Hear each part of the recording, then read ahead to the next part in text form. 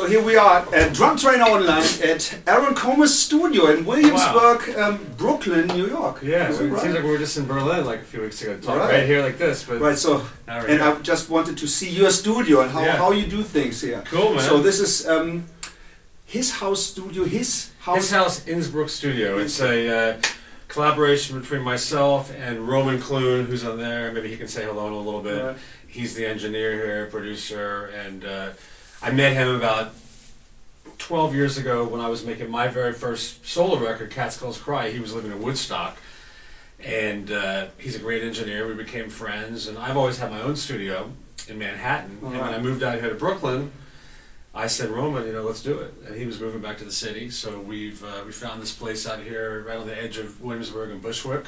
So the whole complex here, there's a lot of rehearsal rooms in there, a lot of music. There's a whole place here called Danbro Studios. There's like 100 rehearsal rooms, so we're kind of like surrounded. Right. We did a really good job soundproofing the place, so unless there's like a, thrash metal band, we're pretty cool. And it's great, Roman did, when we first got here, this was actually already a studio. A friend of mine had a place, but he didn't do a lot to it. And we knew we wanted to knock some walls down and make some more rooms, and we quickly spent a lot of money doing this room with a contractor, and then I didn't know it. Roman was like, I can do it.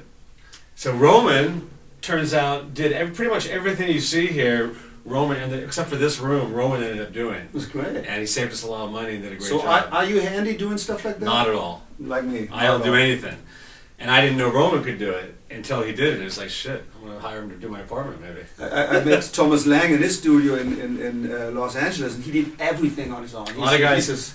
Some guys, I don't have the head for it, or the patience, but me neither. Whatever. So, in the studio, you use it. The purpose in the first place was for your own music, recording your own stuff. Well, I've had my own studio now since the late '90s. When I had an apartment in Manhattan for years that had a basement, and around the late '90s, once gear became pretty affordable, with the ADATs and all that stuff.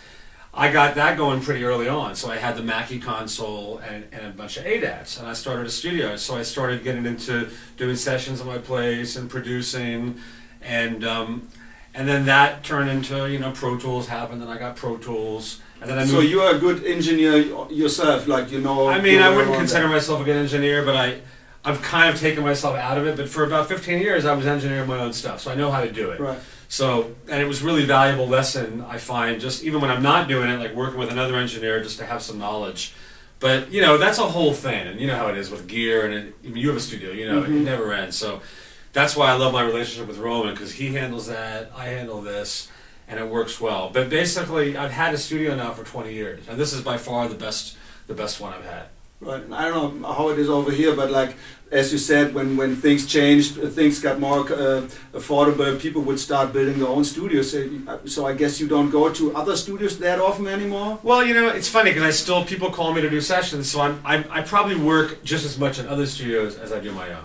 All right. But it's really nice. I think, in this day and age, especially for drummers, most drummers that do a lot of session stuff will tell you that it's really helpful to have your own rig, even if it's just in your bedroom. You don't need much. You can easily record great sounding drums in your own bedroom with a very, minimal rig. You don't need a lot. But yeah, there's a lot of studios in this area. There's a bunch of really great studios, and it's interesting what's happened in New York City and really so many places is a lot of the big studios that we all used to work in for years in Manhattan. Most of them have closed down now. Because of rent and people have their own places? A couple things. For one, the rent's so crazy. Two, there's just not as much money with record companies, so the budgets are smaller. Right. So people can't afford to lock out, Power Station for 2 weeks or a month or 6 weeks. Like when we did Spin Doctors, Pocket Full of Kryptonite, we went to the Power Station and we hung out there for a month. And people are wasting money on sushi and sitting in the lounge doing nothing. People don't do that anymore. So because of that, you have a lot of great studios like this all over town. So it's interesting because one side of the industry has been very hurt by it, but then there's the upside is that there's a lot of places like what we have here that are really thriving and doing well. And I think the amount of music that's being recorded, in some ways, there's more records being recorded now than ever because it's become more affordable.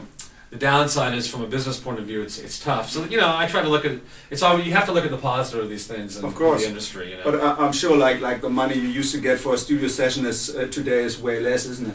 Yeah, I mean, look, you have to. I think as far as like me being a drummer or a studio owner, you have your price. Like we have our price here. That we have our normal daily rate that comes with Roman, and we try to stick to that.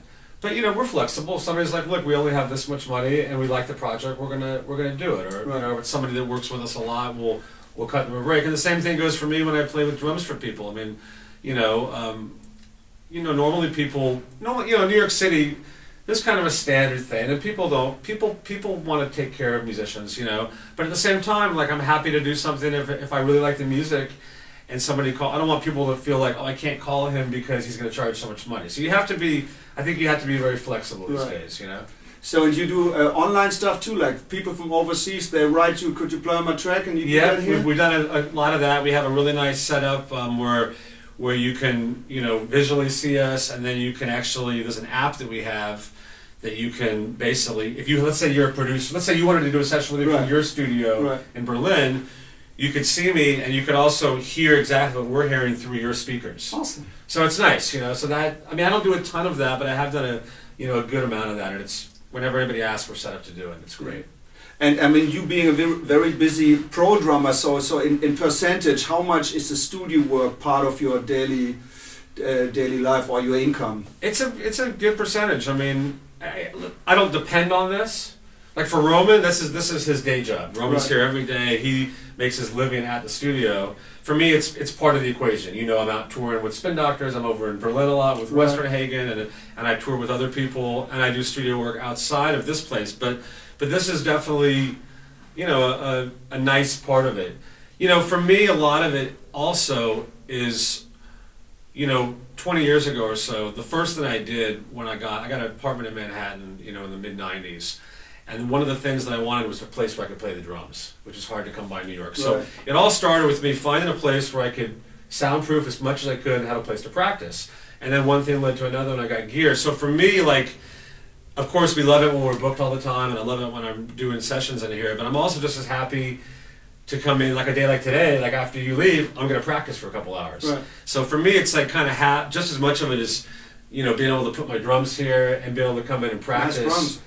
As well as record for people, so it's it's both. And you recorded all your solo records in here, your last records. The very latest one we recorded here, and my last two are recorded we had another studio on 13th Street. We recorded those there. So me and Roman have been the last two studios we shared. I was on 13th Street for about 3 years, and then we moved here, and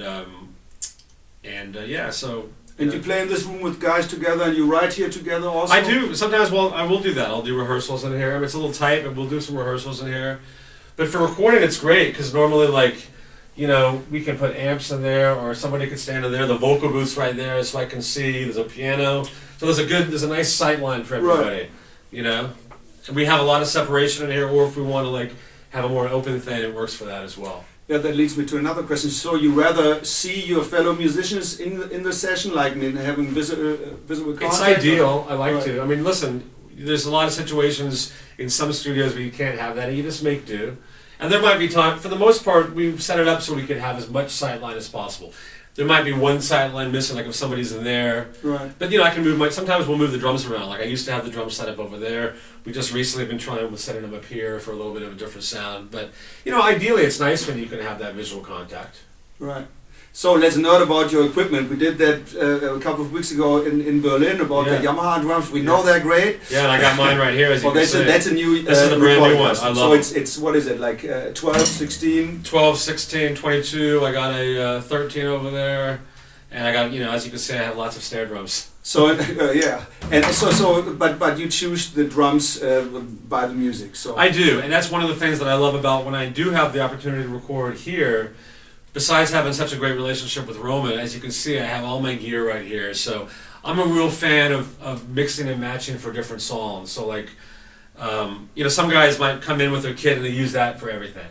I'm not like that. This is kind of my go-to kit right now, but as you can see, I have about 6 other kits and about 25 snare drums. So I really, and cymbals everywhere. So I really like to, from song to song, mix up the the drums, because I think that, in recording, the drums have such an impact on the vibe of a song. Just changing a snare drum, going real low or going high, or whatever it is, can impact the vibe of a track completely, so I'm very much into that aspect of it when I'm recording. Right.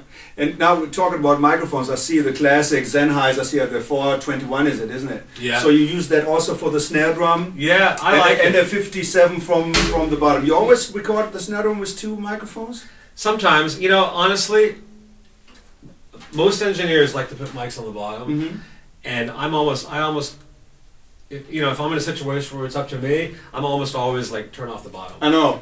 So I don't find that it does much, but And it's hard. Then it's harder to mix it. I mean, we have all these mics, and I'm a big fan of minimal miking. That was my next question. Yeah. Right. So, and there are times when we just strip it away. Maybe we'll just use the Coles mic or something. Because this thing, it's a beautiful. Is it like what we call the Wurst or the penis mic? Like so it has everything. It gets a really nice picture of the whole thing. So I'm a big fan of. A lot of times we might use all these to tape, but many times if I have something to do with it, if I'm producing or if it's one of my projects, I will often be like, let's see what it sounds like with just the Coles and the kick drum or just the overheads. And in some cases you use everything, but. I'm a fan of. I'm not a real equipment geek, you know what I mean? But I know what I like. Yeah. And we've tried a lot of different things, and ultimately, I was like, let's go back to the Sennheisers because to me, it's the ultimate tom sound. Mm-hmm. And we have these what are these called? Earthworks, which are very nice. Okay. Which we've used, a lot, which I like a lot. This is a 451. I love and this. you got some ambience mics there. I could see. We got some ambient mics over there. We tried to put them in different places, and so it's nice. And again, I'm lucky that Roman is he's a total badass engineer. He's amazing, and everything that sounds good. And we've developed a relationship because it's nice, I think, as a drummer. If you're lucky enough to work with the same producers or engineers a lot, you develop these relationships.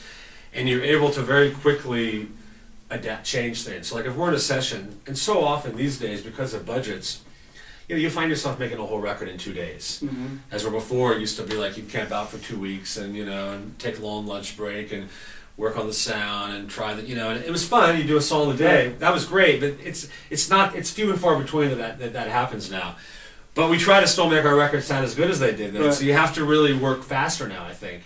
And it's very helpful if you don't want to bother the artist or something, so I'm just like, Roman, I'm putting up the snare drum, I'm tuning it real low, adjust this, adjust that, and he's just right on it. So it's very helpful to have that kind of a relationship. So when we do get the opportunity to work here, it's really a nice situation. Right. And I know we had this discussion once at a clinic. You said that in Berlin, the way you hit the drums, it's not that you always bash the shit out of the drums for sound reasons. Sometimes it's even in the studio even better, even for music that sounds loud in the end to hit less, isn't it? I've found over the years recording a lot that often you get a bigger sound when you don't, because when you hit really hard, that can be really cool. Yeah. But it all depends on the music and the room and the mics. But I've noticed that a lot of times, by hitting not so hard, you actually get a bigger sound. Mm-hmm. And then also, again, that whole engineer-musician relationship is, to know let's compress the hell out of this. If I know that this is going to be squeezed, I know that the drums are going to pop, so I don't have to play them as hard. But I also know that I have to lay off the cymbals because when compression is really hard, mm-hmm. the cymbals wash. So you have to. These are just all these things that you learn after recording a lot.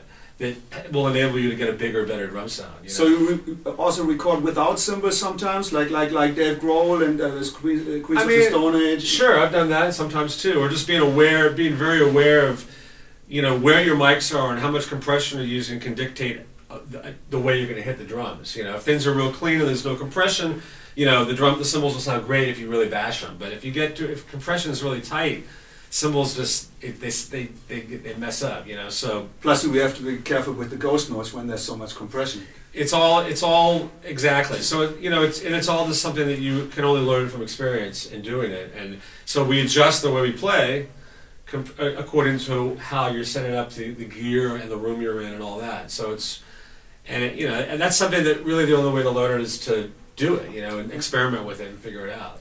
So, for example, if you use if you play on a track and you let's say the verse is with the side stick and the refrain is with a backbeat on the snare drum, I found it always very difficult to get this at the same level. So you take 2 snare drums for that, or you play a very heavy side stick. You know, I have a technique that I use on the side stick that most people go like this. Sometimes I want more power. Actually, I do this.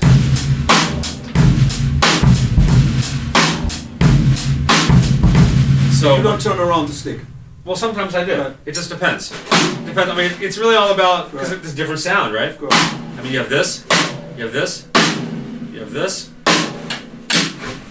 So it's all being aware of, really being aware of the sounds when you're recording. I mean, it's the same thing live, too. It's always just being aware of the sounds and trying to make them as consistent throughout. Right. You know, because it's funny, like, people get away with a lot when you're playing live. But as soon as you get in the studio, it's like all those things that maybe weren't noticed, they're right in front of your face, right here. Of course. So from the timing to the sounds to the inconsistencies. So it's it's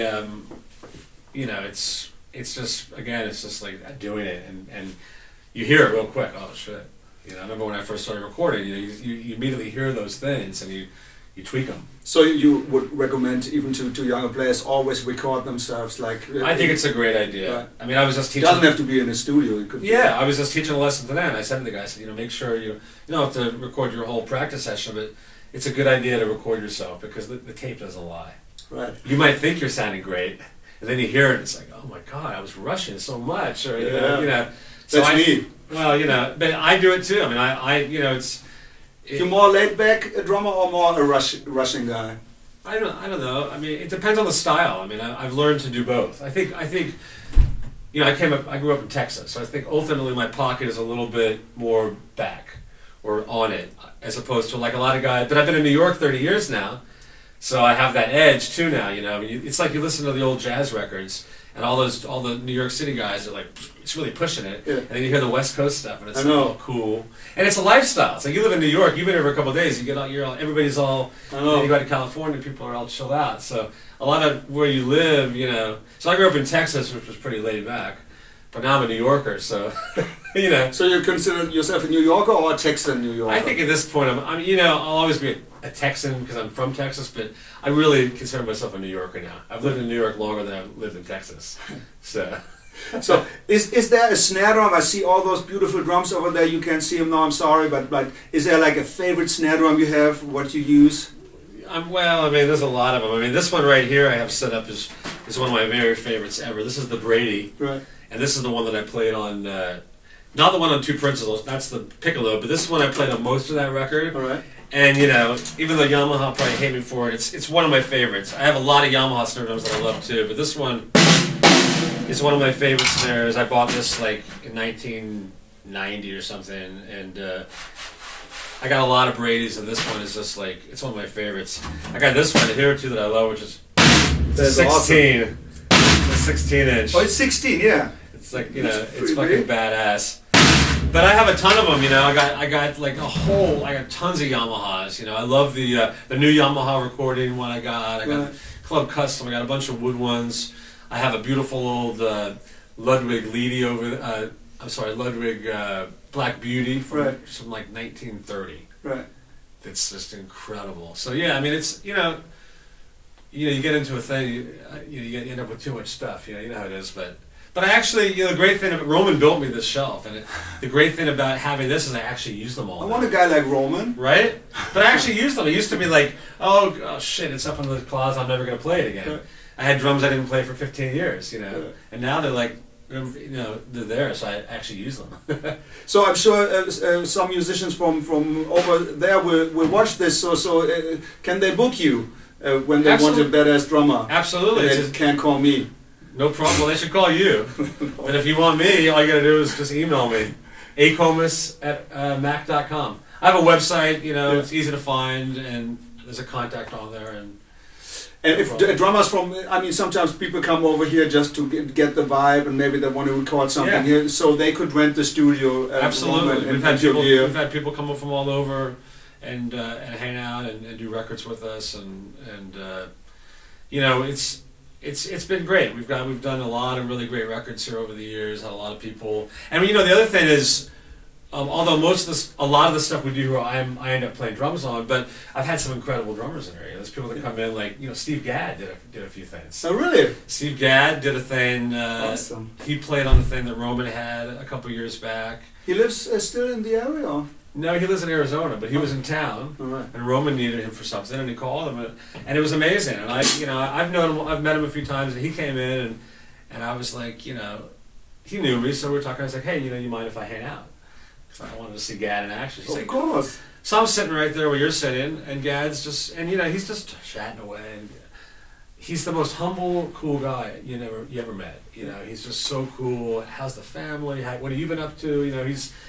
And it's like you're sitting there in front of this guy. It's like he really. It's almost like he's so humble. It's like I wonder if he even realizes how amazing and how much he's done. But it's so refreshing because often you meet guys like that and they're like, their little ego. And it was really inspiring. Right. The few times I've gotten to hang out with him, besides of course his playing is so great, and I watched him play and he did this, just a beautiful take. But God. So he's been here, and Sean Paulton's been here a few times. So we've had some great drummers, and the drummers love coming here because I let them use all my gear, and there's plenty of that. So drummers are welcome as well. That's great. So one last question: is there like a must-have tool you always bring into a session, like except your sticks, of course? Well, there's a lot of things, but I'd say the one thing that I don't leave home without is duct tape. Because I have a lot of things that I like. Like I'm a big fan of these Roots EQs. I love. Again, we were talking about I like to change the sonics from song to song. So I have T-shirts that I throw on top. But these things are great. They're basically like tea towels, And